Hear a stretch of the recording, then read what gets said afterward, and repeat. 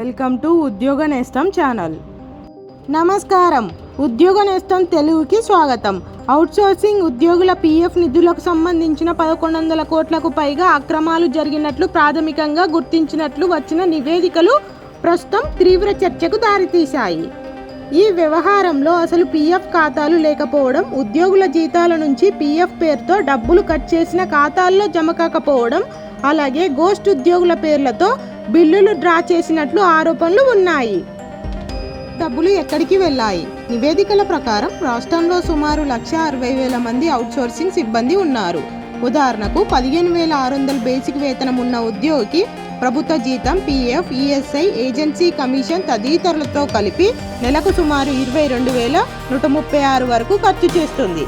కానీ ఉద్యోగి చేతికి వచ్చే జీతం సుమారు 13,611గా ఉండగా ఉద్యోగి వాటా మరియు యజమాని వాటా కలిపి పీఎఫ్కు వెళ్లాల్సిన మొత్తంలో 3,900 వరకు నెలకు జమ కావాల్సి ఉన్నట్లు నివేదిక పేర్కొంటుంది. అయితే ఈ మొత్తాలు పీఎఫ్ ఖాతాలో సక్రమంగా జమ కాలేదనే ఆరోపణలు ఉన్నాయి. ఏటా 100 కోట్ల నష్టం. 15,600 బేసిక్ ఉన్న ఉద్యోగికి నెలకు 3,900 చొప్పున పీఎఫ్ జమ కావాల్సి ఉంటే ఏడాదికి అది 46,800 అవుతుంది. పీఎఫ్ జమ కాని ఉద్యోగుల సంఖ్య లెక్కలోకి తీసుకుంటే ప్రతి నెల దారి మళ్లిన మొత్తం 31 కోట్లకు పైగా, ఏడాదికి 375 కోట్లకు పైగా ఉండవచ్చని ప్రాథమిక లెక్కలు చెబుతున్నాయి. కొన్నేళ్లు లెక్కలను వడ్డీలతో పాటు ఇతర అంశాలను లెక్కలో తీసుకున్నప్పుడు ఈ వ్యవహారం మొత్తం విలువ 1,100 కోట్లకు పైగా ఉండవచ్చని ఆడిట్ ఆధారంగా ప్రాథమికంగా అంచనా వేసినట్లు సమాచారం. ఏజెన్సీ వ్యవస్థపై కూడా ప్రశ్నలు. ప్రైవేట్ అవుట్సోర్సింగ్ ఏజెన్సీలకు ప్రభుత్వం కమిషన్ చెల్లిస్తుంది. ఏజెన్సీ వ్యవస్థను తొలగించి ప్రభుత్వం నేరుగా ఉద్యోగుల నిర్వహణ చేపడితే ఏజెన్సీ కమిషన్, దానిపై జీఎస్టీ భారం తగ్గడంతో పాటు ఉద్యోగుల చేతికి వచ్చే జీతం కూడా పెరిగే అవకాశం ఉందని గణాంకాలు సూచిస్తున్నాయి. ఉదాహరణకు 15,600 బేసిక్ ఉన్న ఉద్యోగికి ప్రస్తుతం సుమారు 13,611 చేతికి వస్తుండగా ఏజెన్సీ వ్యవస్థ లేకపోతే అది 17,601 వరకు పెరగవచ్చని పేర్కొంటున్నారు. అదేవిధంగా 19,500 మరియు 22,750 బేసిక్ వేతనాలున్న ఉద్యోగుల నిరకర వేతనం కూడా పెరిగే అవకాశం ఉందని అంచనా. గోస్ట్ ఉద్యోగుల వ్యవహారం. ఈ వ్యవహారంలో మరో సంచలన అంశం గోస్ట్ లేదా బోగస్ ఉద్యోగులు. ప్రభుత్వ అనుమతించిన పోస్టులు, వాస్తవంగా పనిచేస్తున్న ఉద్యోగుల సంఖ్య మధ్య వ్యత్యాసాలు ఉన్నట్లు ఆరోపణలు వచ్చాయి. ఆధార్ సీడింగ్ వంటి ప్రక్రియల ద్వారా పరిశీలన చేపట్టడంతో అసలు పనిచేయని వ్యక్తుల పేర్లతో జీతాలు, పీఎఫ్ బిల్లులు డ్రా చేసినట్లు కొన్ని అక్రమాలు బయటపడినట్లు నివేదికలు చెబుతున్నాయి. ఆడిటింగ్ విచారణలు మొదలైన తర్వాతే కొన్ని ప్రైవేట్ ఏజెన్సీలు కార్యాలయాలు మూసివేసి వెళ్లిపోయినట్లు కూడా ఆరోపణలు వస్తున్నాయి. అధికారుల బాధ్యతలపై ప్రశ్నలు.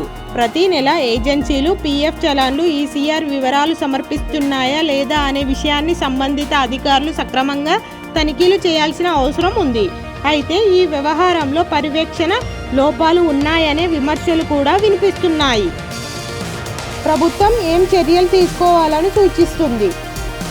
నిబంధనలు ఉల్లంఘించిన ఏజెన్సీలపై చట్టపరమైన చర్యలు తీసుకోవాలని, అవసరమైతే ఆస్తులను జప్తు చేసి ఉద్యోగులకు రావాల్సిన పీఎఫ్ నిధులను రికవరీ చేయాలని ప్రభుత్వం సూచించినట్లు నివేదికలు పేర్కొంటున్నాయి. అలాగే PF యాక్టులో section 14B, section 7A కింద రికవరీ చర్యలు వేగవంతం చేయాలని కోరినట్లు సమాచారం. కేవలం ఏజెన్సీలపై కాకుండా ఈ వ్యవహారంలో నిర్లక్ష్యంగా వ్యవహరించిన అధికారుల బాధ్యతలను కూడా పరిశీలించాలని డిమాండ్లు వస్తున్నాయి. ఉద్యోగులకు ముఖ్య సూచన. మీ జీతం నుంచి పీఎఫ్ పేరుతో డబ్బులు కట్ అవుతున్నాయా? అయితే మీ యూఏఎన్ ఖాతాలో పీఎఫ్ కాంట్రిబ్యూషన్ సక్రమంగా జమ అవుతుందో లేదో తప్పనిసరిగా చెక్ చేసుకోండి. జీతం స్లిప్లో పీఎఫ్ డిడక్షన్ ఉండి పీఎఫ్ అకౌంట్లలో కాంట్రిబ్యూషన్ కనిపించకపోతే సంబంధిత అధికారులను సంప్రదించి వివరాలు తెలుసుకోవడం మంచిది. 1,100 కోట్లకు పైగా జరిగినట్లు చెబుతున్న ఈ వ్యవహారంపై పూర్తిస్థాయి విచారణ జరిగి నిజాలు బయటకు రావాల్సిన అవసరం ఉంది. ఉద్యోగుల జీతం నుంచి కట్ చేసిన ప్రతి రూపాయి వారి పీఎఫ్ ఖాతాలో సక్రమంగా జమ కావాలి. ఈ వ్యవహారంపై అధికారికంగా మరిన్ని వివరాలు వెలువడితే ఉద్యోగులకు సంబంధించిన తాజా సమాచారాన్ని ఉద్యోగ నేస్తం తెలుగు ద్వారా అందిస్తాం. వీడియో ఉపయోగకరంగా అనిపిస్తే లైక్ చేయండి, షేర్ చేయండి. ఇలాంటి ప్రభుత్వ ఉద్యోగుల తాజా అప్డేట్స్ కోసం ఉద్యోగ నేస్తం తెలుగు ఛానల్ను సబ్స్క్రైబ్ చేసి బెల్ ఐకాన్ను ప్రెస్ చేయండి. Thank you for watching.